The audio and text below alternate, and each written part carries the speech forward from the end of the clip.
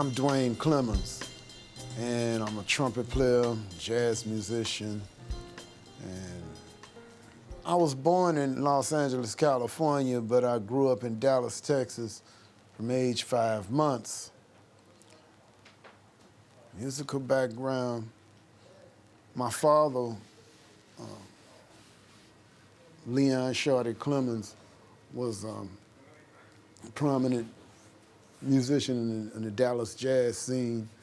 And I guess I was first, even though I was only 3 when he died, I was more than less introduced music through him. I remember him practicing. As I got older, when I was 8, I picked up the cornet, which is like a trumpet, but smaller. And when I was 10, I was put in the beginner's band. I learned how to read music, still learning how to read music. And when by the time I was 14, I started hanging around. I used to lie to my mother and tell her I was going over some girl's house, but actually I was going out sneaking off to the jazz clubs where all the older jazz musicians, because she didn't want me hanging around jazz musicians, which, because a lot of them were doing things that, kids shouldn't be around. And I learned I've got to meet and hang around a lot of older musicians like Buster Smith, who was a mentor to Charlie Parker, Hot Lips Page, many others. He was Charlie Parker's idol. And there was many other musicians like James Clay, David Fathead Newman, Marshall Ivory, Claude Johnson Jr., Charles Scott Walter Wynn, many, many others. When I first come to New York in 1985, I was actually moving to Boston, and while I lived in Boston, I come to New York as often as I could. Then I finally moved to New York in 1987, and I've basically been there ever since. I've been there ever since until I moved to Sweden. In New York, that was another chapter in my life where I got to meet and work and hang out with a lot of musicians like, Barry Harris. I got to see Dizzy Gillespie, see him a lot. I actually first met Dizzy in Dallas years before that. Tommy Turrentine, Clarence C. Sharp, Sasha Perry, who's a great pianist. It's it's so many. A lot of them are still alive, actually. Some of them are gone. But James Zoller was when I first come to New York. James Zoller, he was a great trumpet player. He works with the Ellington Orchestra, and he pretty much took me under his wing and kind of helped lace me up with the New York scene. And he used to pass, like when he had too many gigs, he would pass them off to me. And I met a lot of people through him that way too. So, and yeah, living in New York, that was a great experience. I look forward to go back and visit sometime. I first come to Sweden in 2011, thanks to Amanda Sedgwick. I first met Amanda Sedgwick in New York around 2009, and we became really good friends, actually really close. And we were really close. We were like family. We became a couple, just so happened. And also we really sympathized. We were sympathetic with each other musically as well. And we loved a lot of the same musicians. We were pretty much in the same circle. And Amanda, she wanted to, she she had moved back to Sweden since we had met. We met in 2009, I said, and she moved back in 2010, and she come up with this idea where she wanted to do some projects and include myself. She wanted to include me.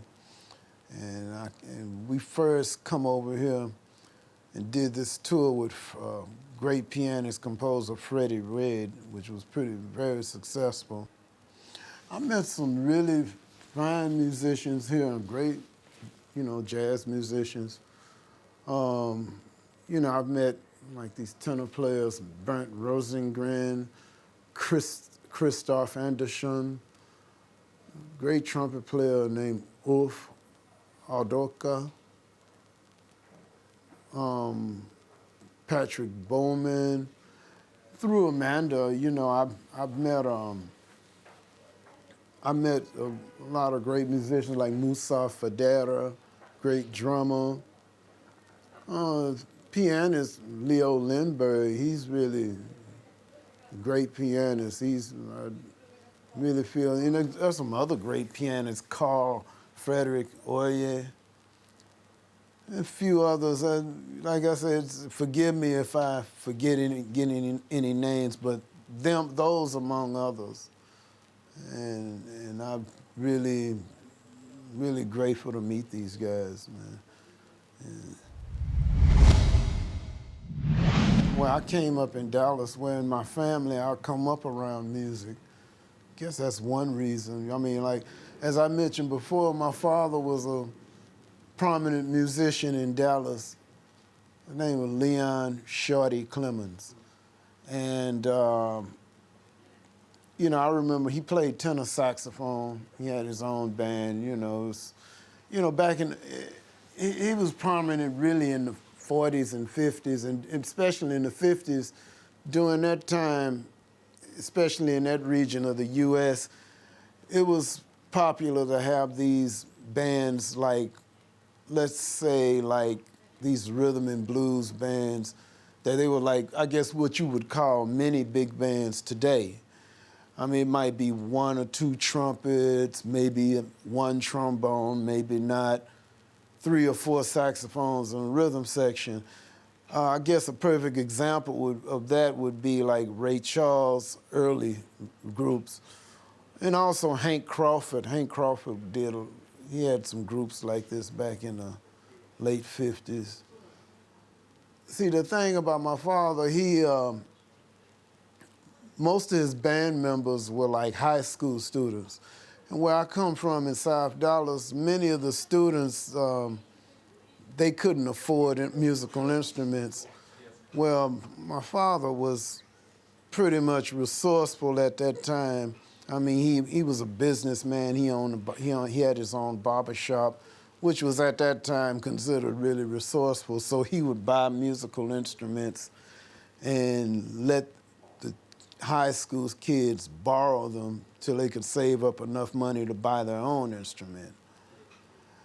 And so after he died in 1966, when I was 3, a lot of those musical instruments were still around the house.